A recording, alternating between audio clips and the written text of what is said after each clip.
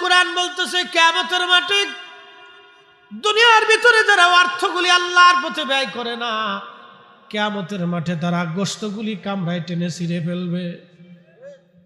হাতের গোশতগুলি কামড়াবে, শরীরের গোশতগুলি কামড়াবে, যেখানে সে লাগল পাবে তার মুখ যাবে। এখান থেকে গোশতগুলি কামড়ায় কামড়ায় টেনে টেনে ছিঁড়ে ফেলবে আর বলবে রাব্বি লাউলা আখারতানি ইলা আজালিন করিব, আমাদেরকে আবার দুনিয়ার মধ্যে পাঠান।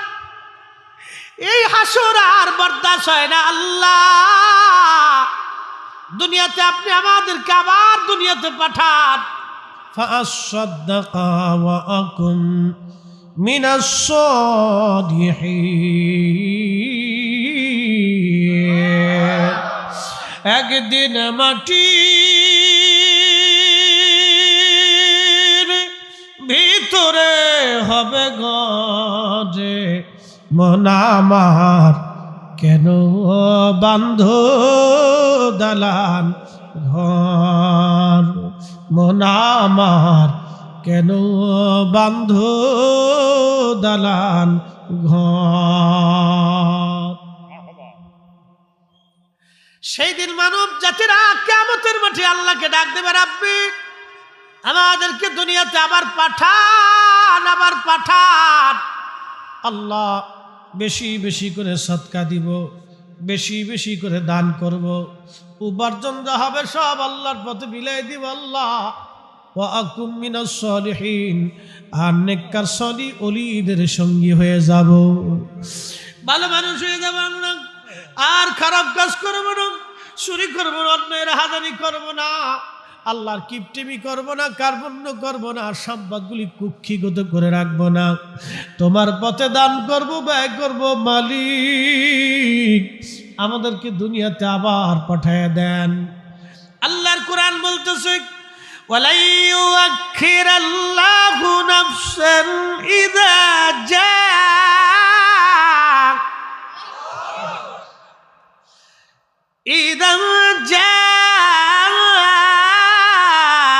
আজালুহা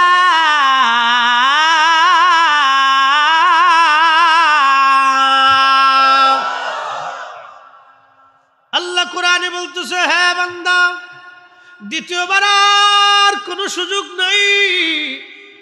এই কোরআনে আমার আল্লাহ বলে দিলেন আর সুযোগ হবে না। বান্দারে, হায়াত শেষ হয়ে গেলে থাকার আর সুযোগ নাই, দুনিয়ার থেকে চলে গেলে আসার আর সুযোগ নাই, হায়াত শেষ হলে থাকার সুযোগ নাই, দুনিয়ার থেকে চলে গেলে আর আসার সুযোগ নাই। এক সেকেন্ড আগেও হবে না, পরেও হবে না। সুলাইমান আলাইহিস সালামের বিরাট বড় রাজদরবার ছিল, বর্তমান যেটা ফিলিস্তিন, এটা সুলাইমান আলাইহিস সালামের রাজদরবার ছিল। আর বিরাট বড় রাজদরবার, 300 মন্ত্রী ছিল তার জিন, 300 মন্ত্রী ছিল তার মানব। সারা পৃথিবীর প্রত্যেক ইঞ্চি মাটির বাদশাহী আল্লাহ তারে দিয়েছিলেন। একটা তখ্ত দিয়েছিলেন তাকে, এত বড় তখ্ত, লক্ষ লক্ষ সৈন্য ওই তখ্তের মধ্যে বসাইতেন, ঘোড়া গাধা হাতিগুলি বাঁধতেন, খাবার দাবার অস্ত্র শস্ত্র নিয়া ওই তখ্তের মধ্যে নিজে চড়িয়া বাতাসে বলতেন, বাতাস আমাকে তখ্ত নিয়ে তুমি পৃথিবীর অমুক জায়গা নিয়ে যাও। মুহূর্তের মধ্যে বাতাস ওই তখ্ত নিয়ে তাকে নিয়ে সুলাইমান আলাইহিস সালাম সৈন্য সহ নামায় দিয়ে আসত। তেলের গাড়ি তেলে চলে, হাওয়ার গাড়ি হাওয়ায় চলে, বিনা তেলে চালায় গাড়ি নবী সুলাইমান। আমরা সেই মুসলমান, আমরা সেই মুসলমান, ঠিক কিনা? ঠাকুরগাঁওবাসী মনোযোগ দিয়ে শুনিয়া যান। এই বিরাট বড় রাজদরবারে বসে আছেন, এমন সময় একটা যুবক বসে আছে। আল্লামা ইমাম আহমদ ইবনে হাম্বল কিতাবুজ জুহুদের মধ্যে তিনি লিখতেছেন, ওই যুবকটা বসে রয়েছে। হযরত আজরাইল আলাইহিস সালাতু ওয়াস সালাম মাঝে মধ্যেই সুলাইমান আলাইহিস সালামের সঙ্গে সাক্ষাতে আসতেন। আজরাইল আমাদের সামনে সাক্ষাতে আসেন না, যেই দিন আসবে সেই দিন আর রেখে যাবে না। যেই সময় আসবে সন্তান থেকে জুদা করে বাবাকে নিয়ে যাবে, বাবা থেকে সন্তানকে জুদা করে নিবে, স্বামী থেকে বিবিরে নিবে, বিবি থেকে স্বামী নিয়ে যাবে। আজরাইল আলাইহিস সালাম ওই যুবকটাকে চেহারার দিকে তাকায়া তীক্ষ্ণভাবে তাকায় রইছে। আজরাইল আলাইহিস সালাম তাকায় আছেন। এমন সময় সুলাইমান আলাইহিস সালাম দেখলেন আজরাইল একটা যুবকের দিকে তীক্ষ্ণ নজরে তাকানো আছে। যুবকটা ভয় ভয় পাইতেছিল। ওই যুবক আজরাইল আলাইহিস সালাম চলে যাওয়ার পরে ওই যুবকটা হুজুর সুলাইমান আলাইহিস সালামকে বললেন, নবী গো, আপনি আর দেরি করবেন না, এক্ষুনি আপনি আমাকে হিন্দুস্তানে পাঠিয়ে দেন। ফিলিস্তিন থেকে বর্তমান ভারত বহু দূরের রাস্তা, এক্ষুনি আমাকে পাঠিয়ে দেন। সুলাইমান আলাইহিস সালাম বাতাসকে বলেন, বাতাস দ্রুত গতিতে এক্ষুনি তাকে নিয়ে হিন্দে তুমি পৌঁছায় দিবা। কিছু সময় পরে আজরাইল আলাইহিস সালাম আবার আসছে। সুলাইমান আলাইহিস সালামের রাজ দরবারে সে বললেন, সালাম দিলেন। আল্লাহর পয়গম্বর ডেকে বলতেছে, আজরাইল বিষয়টা বুঝলাম না, আপনি একটা যুবকের দিকে তীক্ষ্ণ নজরে কেন তাকাইছিলেন? আজরাইল ডাক ডাকা, হুজুর ওই যুবকটা কিছু সময় পরে হিন্দুস্তানে মারা যাবে, আমি হিন্দে তার জান কবজ করব।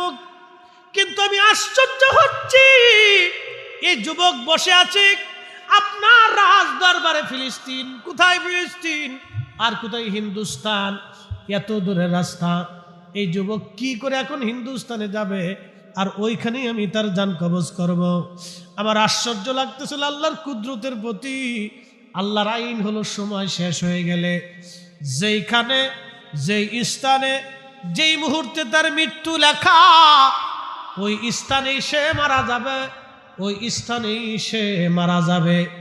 আজরাইলের সাথে ওইখানেই তার মোলাকাত হবে। আমি আশ্চর্য, সে বসে রয়েছে ফিলিস্তিনে, মৃত্যু লেখা তার হিন্দুস্তানে। আমি আশ্চর্য হয়ে খোদার কুদরতের প্রতি তাকানো কি করে সম্ভব হবে এখন? কিন্তু আমি চলে যাওয়ার পরে ওই যুবকটা আপনার কাছে যখন অনুরোধ করলো, আপনি তাকে বাতাসের সাহায্যে হিন্দুস্তানে পৌঁছানো মাত্রই আমি তার জান কবজ করে দায়িত্বশীল ফেরেশতাদের হাতে দিয়ে আমি চলে আসছি। হুজুর আমি তার জান কবজ করে আপনার দরবারে হাজির হলাম। সুলাইমান নবী গো, আল্লাহর কুদরতের প্রতি আমার আশ্চর্য লাগলো যে আল্লাহ যেখানে বান্দার মৃত্যু লিখে রাখছে সেইখানেই তার মরণ হবে, কোনো উপায় নাই। কথা বলেন ঠিক কিনা? বাদশাহ क्या फकीर हो, सबको एक ही ठिकाना, सबको एक ही ठिकाना। উপস্থিতি আমাদেরকে বুঝতে হবে রাসূলের ভাষাগুলি। সাহাবায়ে কেরাম বলেন, নাদুল্লাহ, আল্লাহকে ডাকি, ওয়া নাহমাদুহু, আল্লাহর প্রশংসা করি। আল্লাহ রাসূল বললেন, কেন তোমরা বসছো, কোন কারণে? সাহাবীরা বললেন, আলামা হাদানা লিদিনিহি, আল্লাহ আমাদেরকে হেদায়েত দিয়েছেন, কোরআন দিয়েছেন। আলামা হাদানা লিদিনিহি, আল্লাহ হেদায়েত দিয়েছেন, আমাদেরকে কোরআন দিয়েছেন। আমরা আগে পথভ্রষ্ট ছিলাম, দিন দুপুরে মারামারি কাটাকাটি করতাম, নারীদেরকে কাবার চারপাশে উলঙ্গ নাচাইতাম, উলঙ্গ তাওয়াফ করতাম, যেখানে সেখানে শিয়াল কুত্তার মতো জেনা করতাম, যেটা বর্তমানে আর্কে পার্কে যেখানে সেখানে বিনোদন কেন্দ্র সমুদ্রের পাড়ে দেখা যায় ছেলে মেয়েরা এক জায়গা হইয়া একবারে কুত্তা বিলাই পর্যন্ত ফেল হয়ে বেহায়াপনা শুরু হয়ে গেছে। কথা বলে জাহিলিয়াতকে ফেল করে দিচ্ছে এ জাতি। বৃষ্টি পড়া তো দূরের কথা, পাথর পড়ার কথা ছিল, পাথর পড়ার কথা ছিল, তারপরে আল্লাহ দয়া করে বৃষ্টি দিতেছে।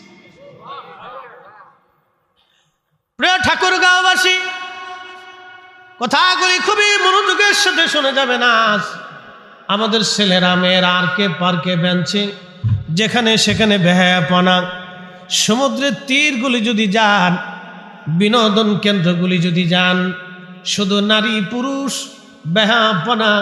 কিছুদিন আগে বাংলাদেশে এক গায়ক আসলো পাকিস্তান থেকে। আমার দেশের ধনীর আদরের দুলালিরা, ইউনিভার্সিটির মেয়েরা জিন্সের প্যান্ট পরে, 7-8টি শার্ট পরে, মাথায় ক্যাপ পরে, একবারে নারী পুরুষের সাজসজ্জা দিয়ে ওই ড্যান্স ক্লাবে যায় তারা নাচানাচি শুরু করে দিল। এইরকম আজকে ঠাকুরগাঁও শহরের স্টেডিয়ামে যদি একজন নর্তক এনে নাচান, যায় দেখবেন লাখে লাখে যুবক আর যুবতীরা ওই নাচ দেখার জন্য স্টেডিয়াম ভরে গেছে। আইয়ামে জাহিলিয়াতকে ফেল করে দিচ্ছে। আজ খবরের মধ্যে, পত্রিকাতে, বিভিন্ন মিডিয়াতে দেখা যায় ছোট ছোট মেয়েরা ধর্ষিতা হয়। শুধু ধর্ষিতা হয় না, মেয়েদেরকে হত্যা করা হয়। আপনি একটু চিন্তা করেন, বিবেকের উপর আপনাকে আজকে ছেড়ে দিলাম, যেটা কুকুর কোনোদিন পর্যন্ত চিন্তা করে নাই। একটা সাবালক কুকুরকে কোনোদিনও আপনি নাবালক কুকুরকে ধর্ষণ করতে দেখবেন না। একটা সাবালক পাখি কোনোদিন নাবালক পাখিরে ধর্ষণ করে না। একটা গরু কোনোদিন নাবালক গরুর উপরে এইভাবে ধর্ষণ করে না, কাম খায়েশ করা করে না। যেটা মানব জাতি করে, তার মানে এই মানব জাতির ভিতরে শিয়াল কুত্তার চাইতেও নিকৃষ্ট আছে।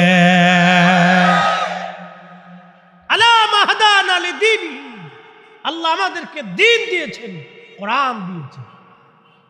সাহাবীরা বলতেছে, হুজুর আমরা যে মাহফিল কায়েম করছি, জিকিরের মজলিস কায়েম করছি, একটা উদ্দেশ্যে, আলা মাহাদানা লিদীনিহি, আল্লাহ আমাদেরকে কোরআন দিয়েছেন, আল্লাহ আমাদেরকে হেদায়েত দিয়েছেন। পথভ্রষ্ট ছিলাম আমরা, দিন দুপুরে মানুষ হত্যা করতাম। আজকে কি তার ব্যতিক্রম চলে না? দিনই দুপুরে মানুষ হত্যা হয়, কেউ ধরতে যায় না। শহরগুলি তো আরো বড় ব্যারাম। আমাদের দেশের অবস্থা খুব ভয়াবহ। মন মানসিকতা এতই নষ্ট হয়ে যাচ্ছে, রাস্তায় অ্যাক্সিডেন্ট হলে তাকে উদ্ধার করা তো দূরের কথা, আগে তার পকেট আতায়। মানুষ কুত্তা অ্যাক্সিডেন্ট করলো, আপনি দেখবেন কোন কুত্তা যদি রাস্তায় অ্যাক্সিডেন্ট হয়ে যায়, তাহলে অন্য কুত্তাগুলি তার যার একসাথে চলতো, এই কুত্তাগুলি দেখবেন আইসে তার উদ্ধার করার জন্য তার পাশে কান্নাকাটি করে ডাক শিখে ঢুকা পারে। আর মানুষ অ্যাক্সিডেন্ট হলে মানুষ তার পকেটে আগে হাত দিয়ে, মোবাইল কোনটা আছে, টাকা কি আছে কিনা হাতাহাতি করে আগে পকেটে দিয়ে চুরি করার ধান্দা করে। এটা মানুষ হলো কি করে? ছি ছি ছি, আলা মাহাদানা লিদীনিহি। আল্লাহ হেদায়েতের জন্য আমাদেরকে কোরআন পাঠিয়ে দিয়েছে। যদি আমরা বুঝতাম। ঠাকুরগাঁওবাসী, কথাগুলি বুঝে যাওয়াটা অত্যন্ত জরুরি। বহুদূর আমার বাড়ি ফরিদপুর আমার বাড়ি, দেশের বাড়ি ফরিদপুর, থাকি আমি ঢাকায়। হাজিরিন, কথাগুলি বুঝতে হবে। বহু পথ অতিক্রম করে আপনাদের মাঝে আসছি, আবার আল্লাহ নিলে চলে যাব। যদি প্রভুর হুকুম হয় তো যাব, হুকুম না হলে আর সুযোগ নাই। আমি নবী না মানিলাম, কি যে ভুল করিলাম। আমি নবী না মানিলাম, কি যে ভুল করিলাম। ভস্মে ঢালিলাম ঘি, মানুষ হইয়া ভবেতে আসিয়া মানুষের করিলাম কি। ঠিক কিনা? মানুষ হইয়া ভবেতে আসিয়া মানুষের করিলাম কি। লা ইলাহা, জোরে জোরে, লা ইলাহা, লা ইলাহা হাসবি রাব্বি জাল্লাল্লাহ মা ফি কলবি গায়রুন আহা নূর মুহাম্মদ বলি নূর মুহাম্মদ পড়ি লা ইলাহা ইল্লাল্লাহ লা ইলাহা লা ইলাহা ইল্লাল্লাহ মুহাম্মাদুর রাসূলুল্লাহ সাল্লাল্লাহু আলাইহি ওয়াসাল্লাম। একবার চিৎকার মেরে জোরে বলেন আল্লাহু আকবার। নবীজি, আমরা আগে হেদায়েত শূন্য ছিলাম, পথভ্রষ্ট ছিলাম। হেদায়েতের জন্য আমাদের মালিক আমাদেরকে কোরআন দিয়েছেন, আলা মা হাদানা লিদীনিহি, আমাদেরকে দিন দিয়েছেন, জীবন ব্যবস্থা দিয়েছেন। ইয়া রাসূলুল্লাহ, ইয়া হাবিবাল্লাহ, আমরা এই কারণে আল্লাহর জান্নাতের বাগান সাজাইয়া খোদার জিকিরে আল্লাহর হামদে আমরা বসে গেছি। জোরে বলা যাবে কি মারহাবা? সাহাবীরা ডেকে বলতেছে, হুজুর আমরা আগে হেদায়েত প্রাপ্ত ছিলাম না। কথা তো সত্য, একটু চিন্তা করেন। গিফারি একটা বংশ ছিল, বংশ। তারা মক্কা থেকে সিরিয়া যাওয়ার পথের মাঝখানে মরুভূমির অঞ্চলের পাশে বেদু এলাকায় তারা বসবাস করত। গিফারি বংশ, তাদের প্রধান উপযোগী ছিল ডাকাতি করা, সন্ত্রাসী করা, মানুষের মাল সামানাগুলি ডাকাতি করে করে মানুষ হত্যা করে রাহাজানি করে তারা নিয়ে আসতো। আল্লাহর নবী মক্কায় দাওয়াত দিলেন। গিফারি বংশের মানুষের কাছে সংবাদ গেল, মক্কায় নাকি একজন নবী আসছে। গিফারিরা তারা সবাই সিদ্ধান্ত নিল, যদি তিনি সত্য নবী হয়ে থাকে তাহলে তোমরা একজনকে পাঠাও। একজন বড় কঠিন, এখানে কালেমার দাওয়াত বড় কঠিন জায়গা। তুমি নবীর কাছে আসছো, যদি মক্কার মানুষ জানে তোমাকে হত্যা করে ফেলবে। তুমি আমাকে অনুসরণ করে আমার পিছে পিছে তুমি চলতে থাকবা, আমি আগে আগে যাব, তোমাকে নিয়ে যাব। এভাবে হযরত আলী রাদিয়াল্লাহু আনহু তাকে নিয়ে গেলেন আল্লাহর হাবিবের দরবারে। নবীকে দেখা মাত্র, প্রিয় নবীজির কথা শোনার সঙ্গে সঙ্গে হযরত আবু যর গিফারি আর দেরি করেন নাই, তিনি কালেমা পড়ে সাথে সাথে মুসলমান হয়ে গেলেন। আমার দিকে তাকান, তাদের আদত ছিল মুসলমান হওয়ার সাথেই দুনিয়া সব কিছু ছেড়ে দিল। আর আমরা মুসলমান হওয়ার পরেও মিথ্যাচারী নেই, সুদ ছাড়ি নেই, ঘুষ ছাড়ি নেই, অকাম কুকাম ছাড়ি নেই। জন্মগত মুসলমান হওয়ার পরেও ছাড়তে পারি নাই। আবু যর গিফারি, প্রিয় নবীজি তাকে ডেকে বলেন, আবু যর, কালেমার দাওয়াতের জন্য আপনি চলে যান, আপনার বংশের মধ্যে দাওয়াত পৌঁছান।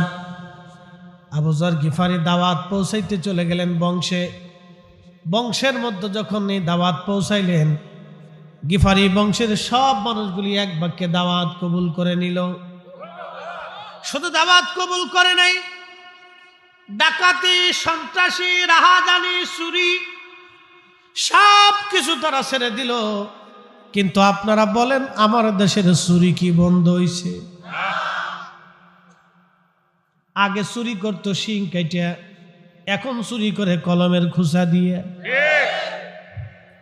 চুরি ডিজিটাল হইছে। চুরি কি হইছে? ডিজিটাল চুরি হইছে। আগে চুরি করতো শিং কেটে। শিং কাটা বুঝিনি আমাদের ফরিদপুরে ঠাকুরকে কি বলে? শিং কাটা। চুরি করতো শিং কাটিয়া। ঘরের ভিতরে চাল ডাল ছিল, ধান টান ছিল, সোনা দানা টাকা পয়সা বলে তারা চুরি করে নিয়ে যাইতো শিং কেটে। শিং কাটা চোর, আর এখনকার চোর হইছে কলমের খুসা দিয়া। সুইস ব্যাংকে টাকা পাচার করিয়া বেগম পাড়া বাড়ি বানাইয়া হাজার হাজার কোটি টাকার মালিক হইয়া এদেশের গরিব মানুষের রক্ত যারা চুষে খায় তারাও কোনোদিন মানুষ হতে পারে না, এরা শিয়াল কুত্তার চাইতেও খারাপ। কথা খারাপ কইছি না, কারো বিরুদ্ধে কইছি না, চোরের বিরুদ্ধে কইছি। জুতা চোর, মসজিদে জুতা চুরি করে, এটা হলো খয়রাতি চোর। এটা খয়রাতি চোর মানে খুব দুর্বল চোর আর কি। জুতা মুতা চুরি করে বিড়ি টিড়ি গাজা মাজা এই হিরোইন মিরন চিড়ে করে এলা খায়। ঢাকার শহরে চোর আর কি। আমার ফ্ল্যাটের জুতা চুরি করে দিয়েছে, বুঝছেন? 9 তলা বিল্ডিং তো, একবারে উপর তলার থেকে নিচ পর্যন্ত চুরি করছে। চোরও খুব টাইট ফুটিয়ে একবারে জিন্সের প্যান্ট ট্যান্ট পরে কোট মোট পরিয়েছে। তো দারোয়ান মনে করছে যে এটা হামবাবু মনে কোথাকার মেহমান হবে, সুন্দর একটা ব্যাগ হলো এসে কাঁদতে করে একবারে উপরে গেছে, লিফট দিয়ে একবারে 9 তলায় উঠছে। 9 তলার থেকে চুরি করতে করতে নিচতলা পর্যন্ত, আমার ডো পর্যন্ত লয়ে গেছে। আমি কি আরে আমার দোতলা, আমি আরে সর্বনাশ করছে কি। পরে সিসি ক্যামেরা দিয়ে দেখা যায় ওর সর্বনাশ, বিরাট বড় ভদ্রলোক ছিল। দারোয়ানদের জিজ্ঞেস করে পরে কয়েছে, আমি তো মনে করছি বিরাট বড় ভদ্রলোক, কার বাড়ি মেহমান আসছে, আমি মাইন্ডই করি নাই যে এটা জুতা চোর। চোর আর ধর্ম কি, আমরা হাসতে হাসতে পারছি না, এগুলো সর্বনাশ। কি চোরের চোর? জুতা চুরি করার জন্য টাই টুই কোট মোট ফুরিয়েছে। তো জুতা চুরির জন্য যদি টাই মাই কোট মোট ফুরিয়ে আসে, তাহলে এই পুকুর চুরির জন্য, মানুষের হাক মারার জন্য জুব্বা জব্বি গায়ে দিয়েও আসতে পারে।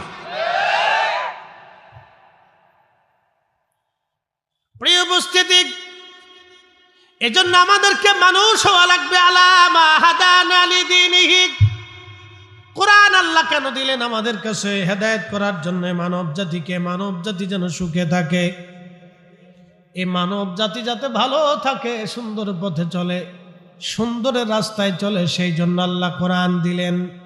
এই কোরআন দিয়ে আল্লাহ পাক হেদায়েতের কথা বললেন, ইয়া আইয়ুহাল্লাযীনা আমানু লা তুলহিকুম আমওয়ালুকুম ওয়ালা আওলাদুকুম আন যিকরিল্লাহ।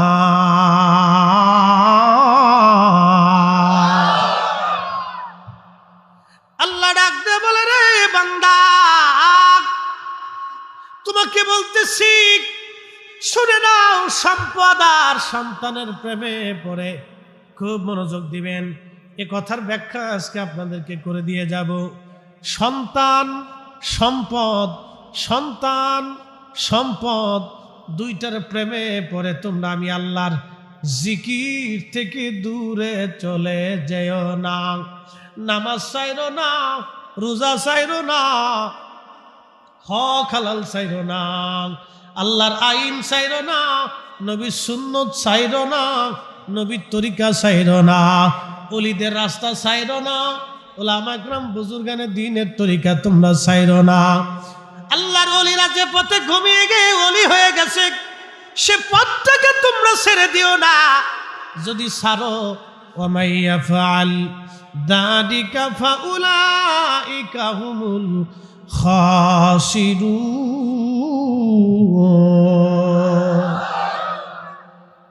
আপনাদেরকে বলি, আপনি সুদ খান, ধরেন একটা লোক সুদ খাইয়া 50 কোটি টাকার মালিক হয়েছে। কত কোটি? 50 কোটি টাকার মালিক। ঠাকুরগাঁও সুন্দর করে সে 5 তলার একটা বাড়ি বানাইছে, অথবা 7 তলা 8 তলা 10 তলার একটা বাড়ি বানাইছে। এই বাড়িটা সহ তারও আর 50 কোটি টাকা আছে। সুদে ঘুষে 50 কোটি টাকার 100 কোটি টাকার মালিক হয়ে গেল সে। বিরাট সুন্দর বাড়ি, আপনাদের এলাকায় সুন্দর আলিশান একটা বাড়ি বানাইলো। বাড়ির ভিতরে ফুলের বাগান আছে, আমের বাগান আছে, আবার বাংলো টাংলো দিয়ে সুন্দর করে বানাইলো সুদের টাকা। এখন স্ত্রীকে ডাক দেয়া যদি কয়, বিবি রে, সারা জীবন সুদ খাইয়া ওয়াকাম করে বাড়ি গাড়ি বানাইলাম, বিরাট বড় বিল্ডিং বানাইলাম, আমি সুন্দরী মেয়ে একটা পছন্দ হয়েছে, আমার বিয়ে করবার মন চায়। ওই বউ গলার মধ্যে ছুরি চেপে ধরবে, গোলামের পুত তোরে বিয়া করাচ্ছি, দাঁড়া। কথা কর না কা? তেঁতুল তিতা নিম তিতা, তিতা পানের জগ, তার সাথে ওদিকে তিতা 203-এর ঘর রে, 203-এর ঘর। যেই বিবির জন্য লোকটা সুদ খাইলো, ঘুষ খাইলো, ওই বউ তারা আরেকটা বিয়ে করতে দেবে না। কি কথা কন না কা? দুনিয়া পাইলো না, আখিরাত পাইলো না, ঠিক কি না? যেই সন্তানের জন্য বিরাট বড় আলিশান বাড়ি, বিরাট বড় জমি টমি বানাইছে, ধরেন তার স্ত্রী মারা গেছে অথবা তার স্ত্রী অসুস্থ হয়ে গেছে, ছেলেদেরকে মেয়েদেরকে ডাক দেয়, বেটারা আমার আরেকটা বিয়ে করার দরকার, তোমার মা অসুস্থ আছে, আমার আরেকটা বিয়ে দরকার, আমার সেবা সুস্থতা খেদমতের জন্য তো একজন মহিলার দরকার, তা আমি ওই যে ঠাকুরগাঁও শহরে এক মহিলা অমুক জায়গায় পছন্দ হয়েছে, আমি বিয়ে করবার চাই। পোলা রাত্রিবেলা ছুরি একটা লইয়া বাপের গলার মধ্যে ধরে কয়, গোলামের ভূত, তোরে একবারে জবাই দিয়ে দিব যদি আমার বিয়ে করবার চাস। কি কথা কন না কেন? বাস্তবতা থেকে বলতেছি।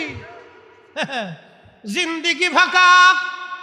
যেই পোলা মাইয়ের জন্য সুদের টাকা দিয়ে, ঘুষের টাকা দিয়ে, অকাম কুকাম করিয়া বিরাট বড় বাড়ি বানাইলো, ওই ছেলে মেয়ে তার জন্য সুখের জন্য স্ত্রী দিতে চায় না।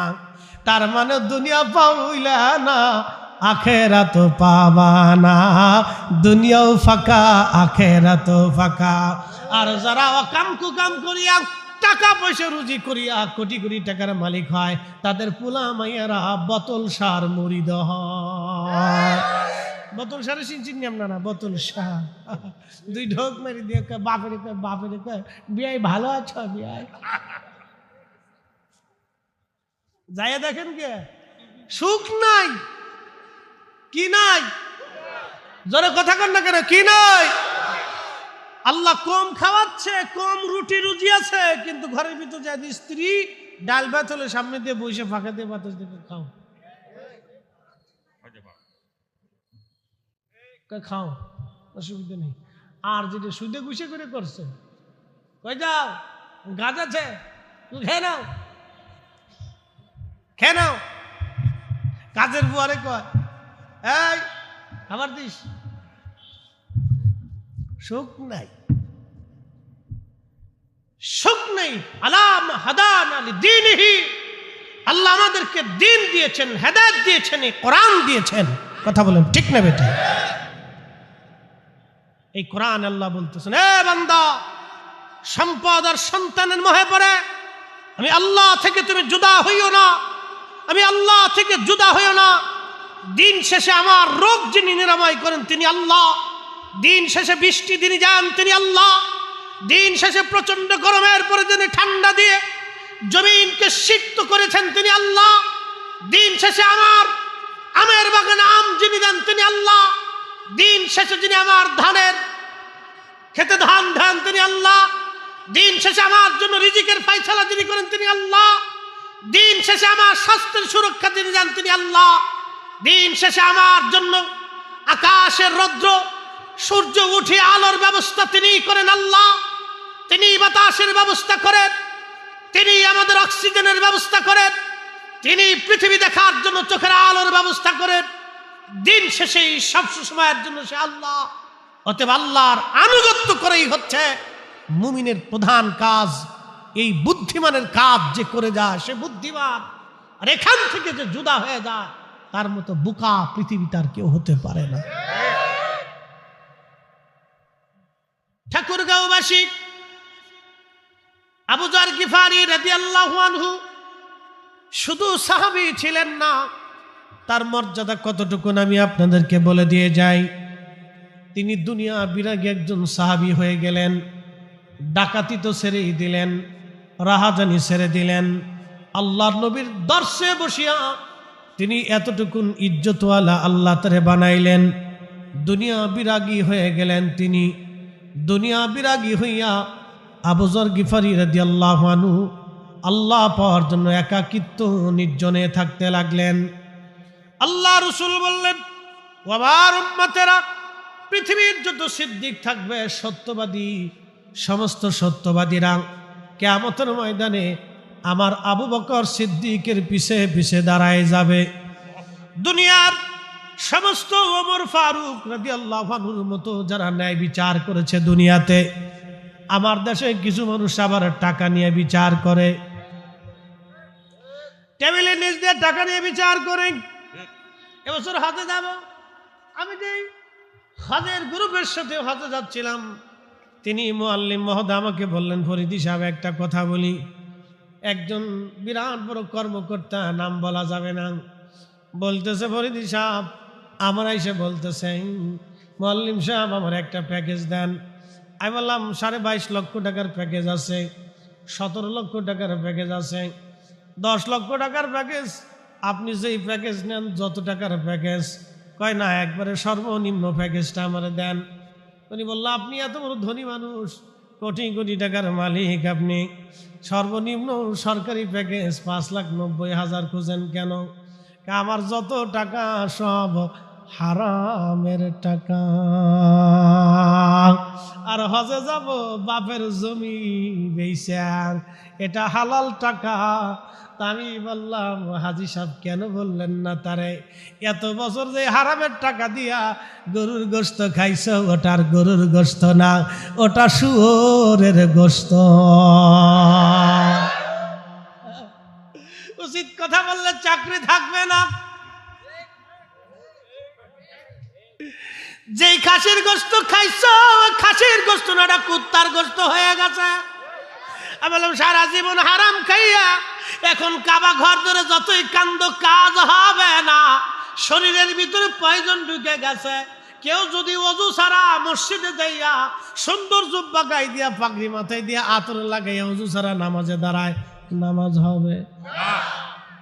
ওই রকম সুদের টাকা, ঘুষের টাকা দিয়ে, হারামের টাকা দিয়ে গরুর গোশত, খাসির গোশত, ভালো মন্দ সারা জীবন খাইয়া কাবা শরীফে দাঁড়ায় নামাজ পড়লে নামাজ হবে না। কথা করলে কেন, ঠিক কিনা? উচিত কথায় নয় বেজার, গরম ভাতে বিলাই বেজার, ডাল ভাতে কুটুম বেজার। দুনিয়ার মানুষ বেজার হইলে কিচ্ছু আসে যায় না। আল্লাহকে খুশি করা লাগবে। আমার মালিক খুশি না হইলে দুনিয়ার মানুষ খুশি থাকলেও কোনো লাভ হবে না। আমার দিকে তাকান, আমার আজকে কবর দিয়ে আসলেন, কালকে ধরেন আজকে মারা গেছি, কালকে সন্ধ্যার আগেই সবাই কবর দিয়ে দেন। অনেক দিন পার হয়ে গেছে, বেশি টাইম পাস হয়েছে, কবর দিয়ে দেন। তো কবর দিয়ে দিলেন আমাকে। দুনিয়ার কোটি কোটি মানুষ আমার উপর খুশি, কিন্তু আল্লাহ বেজার হয়ে গেছে, কি লাভ হবে? মানুষ কবরে যা ফুল দিতেছে, পানি ছিটাচ্ছে, জি লাভ হবে? দুনিয়ার সমস্ত মানুষ আমার উপরে বেজার, আর আল্লাহ খুশি। দুনিয়ার সমস্ত মানুষ আমার কবরের কাছে না গেলেও আমার কিচ্ছু যায় আসে না। কথা কোন ঠিক কিনা? কুল ইন্না সালাতি ওয়া নুসুকি ওয়া মাহইয়ায়া ওয়া মামাতি লিল্লাহি রাব্বিল আলামিন।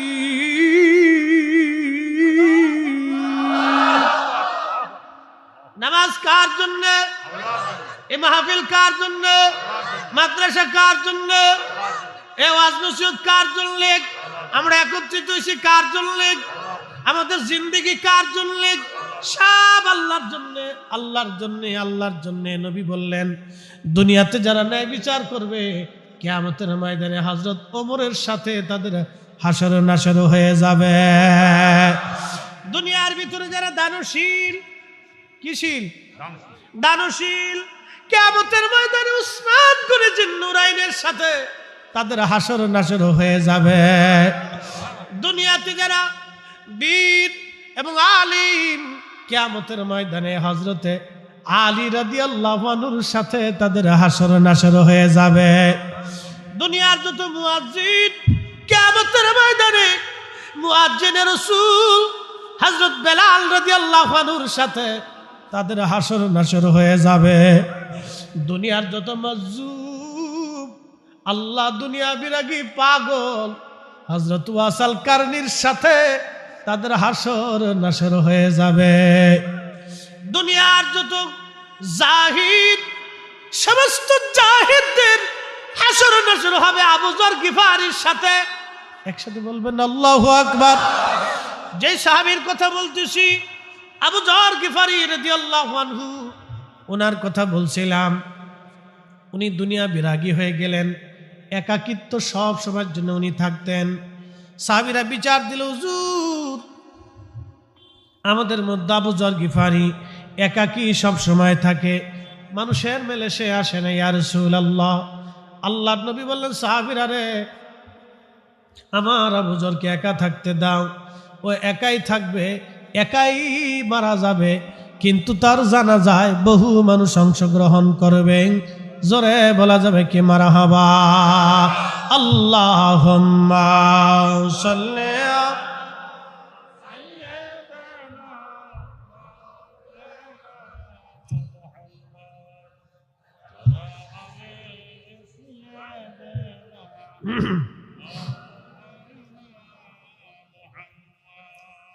কষ্ট হচ্ছে?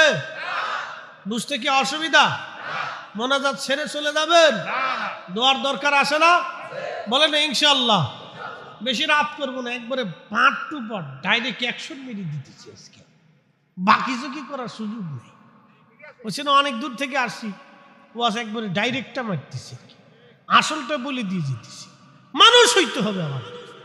আমাদের শরীরে মানুষের গঠন, আকৃতি মানুষের। লাকাদ খালাকনাল ইনসানা ফি আহসানি তাকবীর। আল্লাহ আমাদেরকে সুন্দর অবয়ব দিয়ে, চমৎকার সৌন্দর্য দিয়ে আল্লাহ বানাইছে। ছোট্ট শিশুর দেখবেন, ওর হাত সুন্দর, নখ সুন্দর, নাক সুন্দর, ঠোঁট সুন্দর, চোখ সুন্দর, বুরু সুন্দর, হাত সুন্দর, পা সুন্দর, আঙ্গুলগুলি সুন্দর, চামড়াগুলি সুন্দর। সময় দেখবেন ওর চামড়ার ভিতরে সময় দেয়, কোলের ভিতরে নেয়, আদর করে নাচাচ্ছে। আল্লাহ কত সুন্দর করে বানাইছে।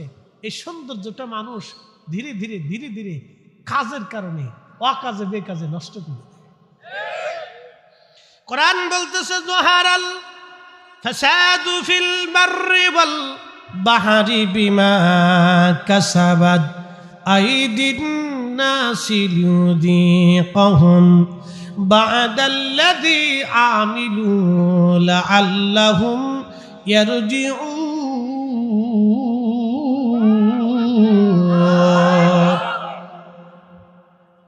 যহারাল ফাসাদু ফিল বাররি ওয়াল বাহর, জলে আর স্থলে আল্লাহ রাব্বুল আলামিন বিপদে আপদে মুসিবতগুলি তোমাদের উপরে চাপায় দেন। কি জন্য চাপায় দেন?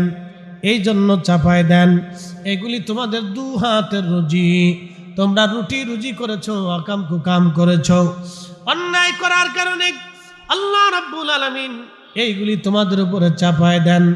জাহারাল ফাসাদু ফিল বাররি ওয়াল বাহরি বিমা কাসাবাত আইদিন নাস। একবার জোরে বলা যাবে কি মারহাবা। আল্লাহুম্মা সাল্লি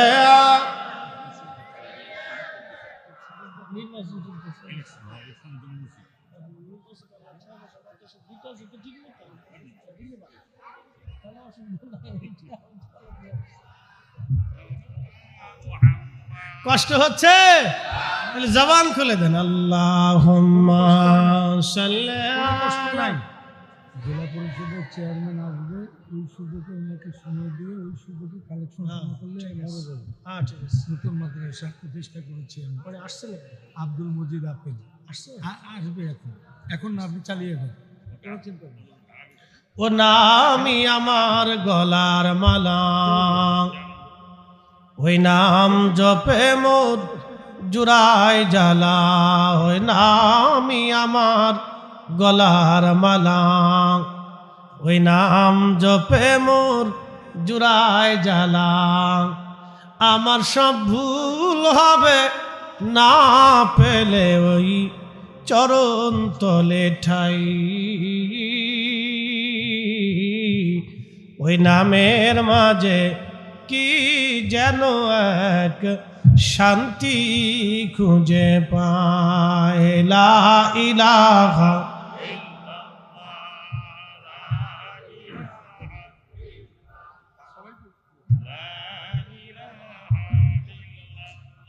জোরে লা ইলাহা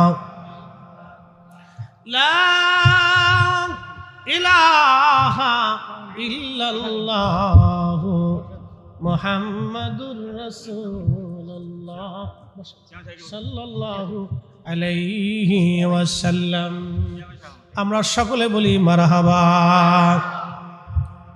বন্ধু আমার, আলোচনার খুব ইম্পর্টেন্ট গুরুত্বপূর্ণ জায়গা, অতিথিবৃন্দের সম্ভাবনা আমরা শেষে দিব ইনশাল্লাহ। অতিথি তো আমাদের দরকার আছে, ঠিক কিনা? আমাদের মাদ্রাসা, এই মাদ্রাসা আরো বড় দরকার। এই মাদ্রাসা জিন্দা থাকলে দোয়া জিন্দা থাকবে। জোরে কান ঠিক নামে ঠিক। মরার পরে দোয়া লাগবে না? কথা কন না কেন? কিছু মাদ্রাসা তো দোয়া বন্ধ করে দিছে, কোরআন খতম বন্ধ করে দিছে।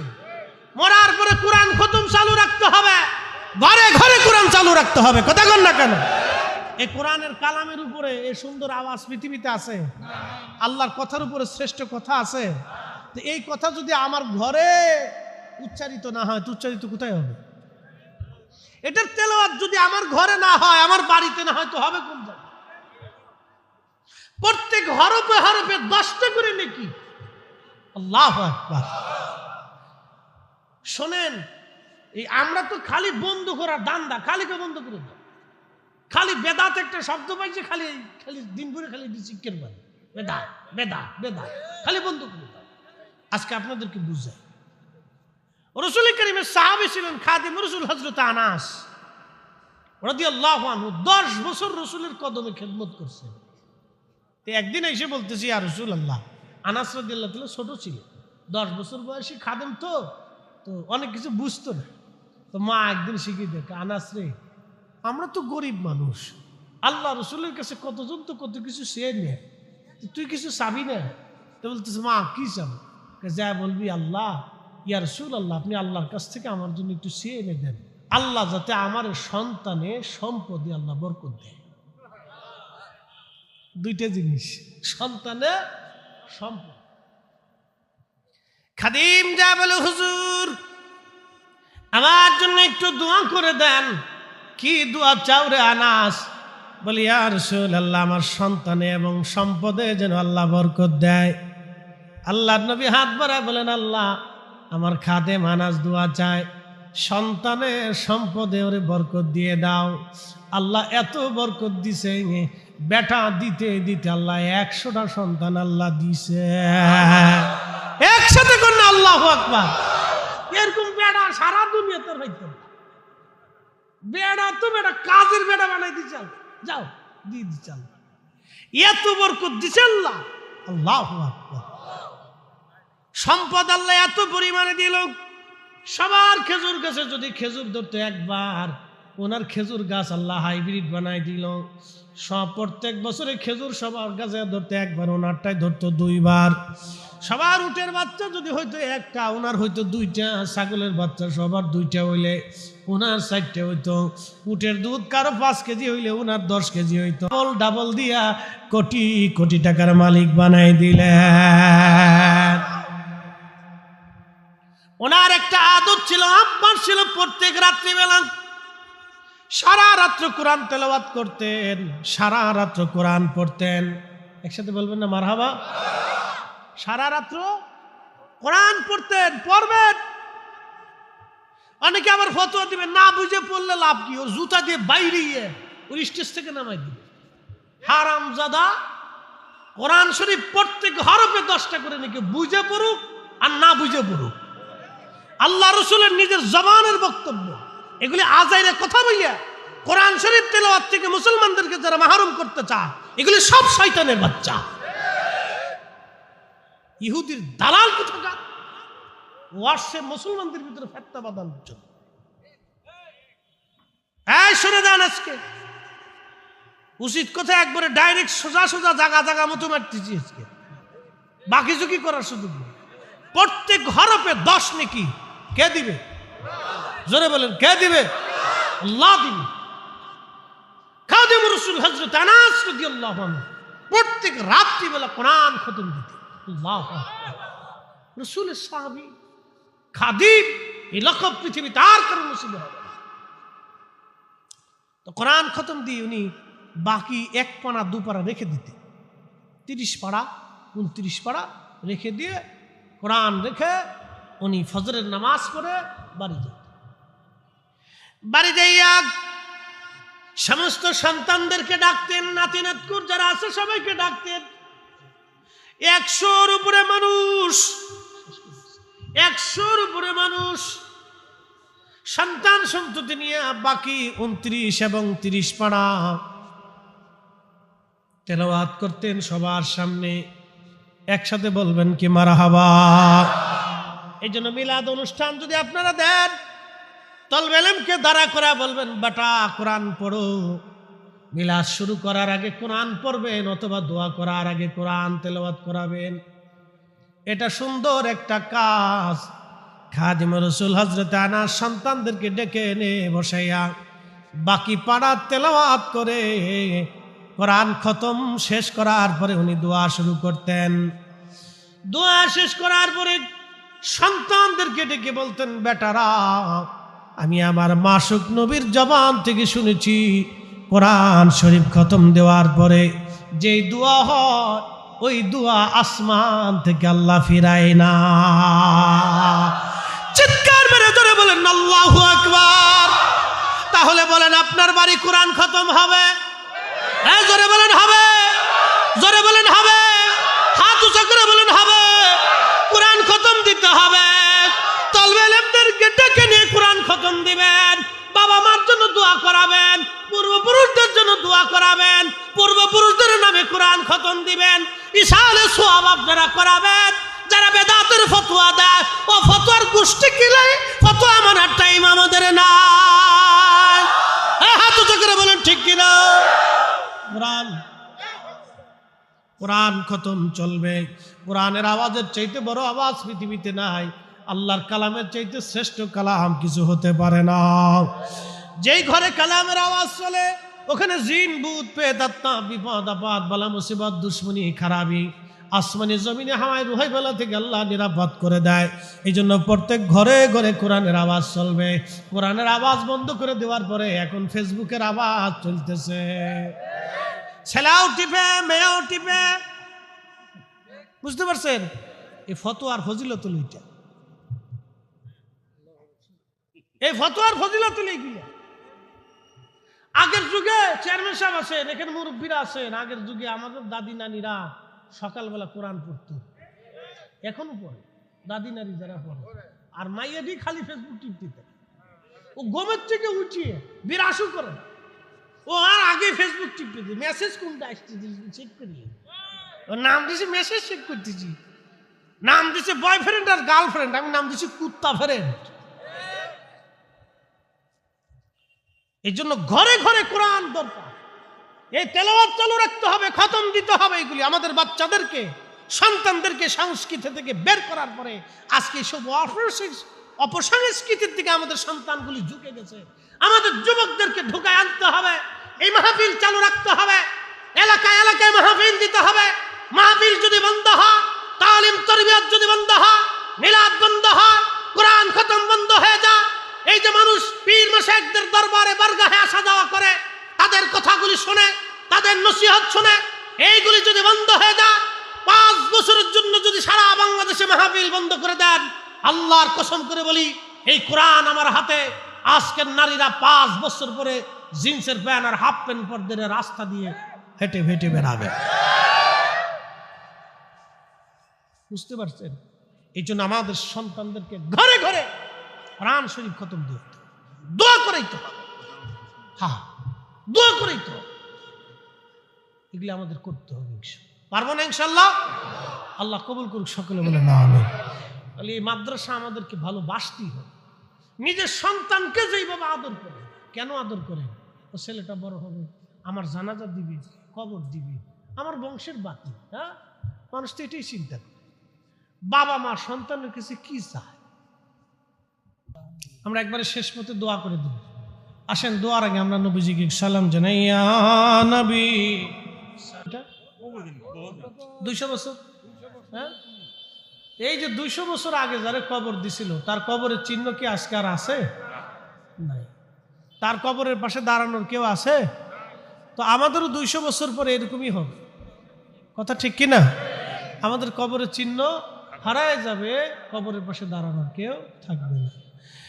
একদিন মাটির ভিতরে হবে ঘরে মন আমার, কেন বান্ধ দালান ঘর? মন আমার কেন বান্ধ দালান ঘর? আমরা একদিন সবাই চলে যাব। আল্লাহর কোরআন বলল, ওয়া আনফিকু মিম্মা রাযাকনাকুম মিন ক্বাবলি আইয়াতিয়া আহাদাকুমুল মাউত।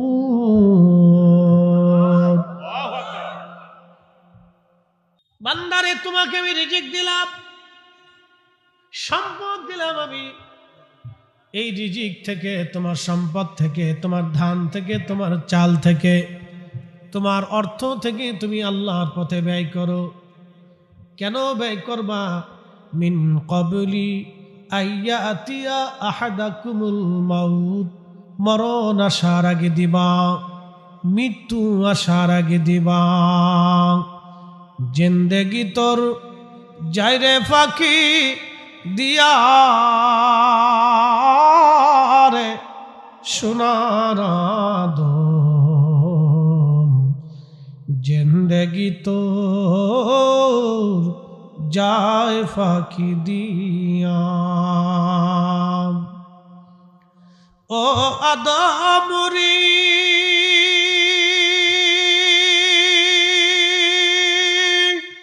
পাক ধরিয়া গেছে দাড়ি, দন্ত বাসে গুটাচারি,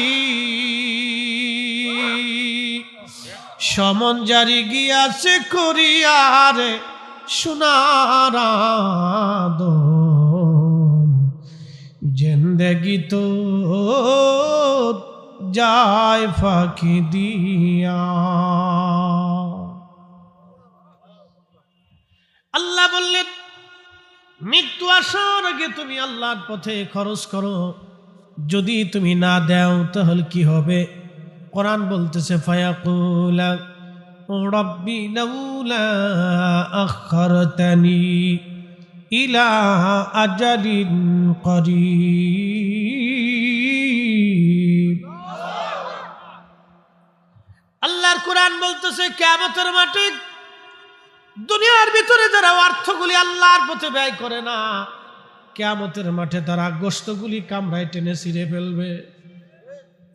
হাতের গোশতগুলি কামড়াবে, শরীরের গোশতগুলি কামড়াবে, যেখানে সে লাগল পাবে তার মুখ যাবে। এখান থেকে গোশতগুলি কামড়ায় কামড়ায় টেনে টেনে ছিঁড়ে ফেলবে, আর বলবে, রাব্বি লাউলা আখারতানি ইলা আজালিন করিব। আমাদেরকে আবার দুনিয়ার মধ্যে পাঠান, এই হাসর আর বরদাস্ত হয় না আল্লাহ। দুনিয়াতে আপনি আমাদেরকে আবার দুনিয়াতে পাঠান। ফাআসাদ্দাকা ওয়া আকুম মিনাস সালিহিন।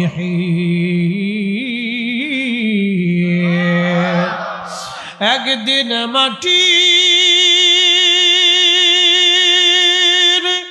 ভিতরে হবে ঘরে মন আমার, কেন বান্ধ দালান ঘর?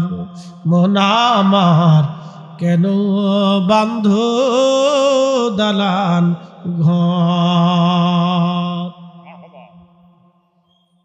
সেই দিন মানব জাতিরা কিয়ামতের মাঠে আল্লাহকে ডাক দেবে, রাব্বি আমাদেরকে দুনিয়াতে আবার পাঠান, আবার পাঠান।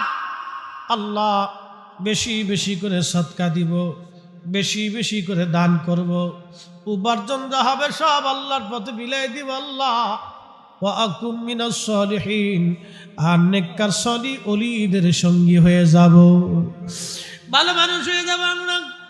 আর খারাপ কাজ করব না, চুরি করব না, অন্যের হাজারি করব না, আল্লাহর কিপটিমি করব না, কার্পণ্য করব না, সম্পদগুলি কুক্ষিগত করে রাখব না, তোমার পথে দান করব, ব্যয় করব। মালিক আমাদেরকে দুনিয়াতে আবার পাঠায় দেন।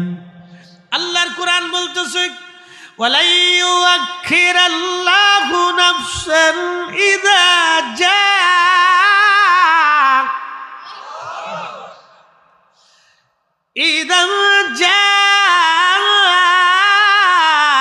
আজালুহা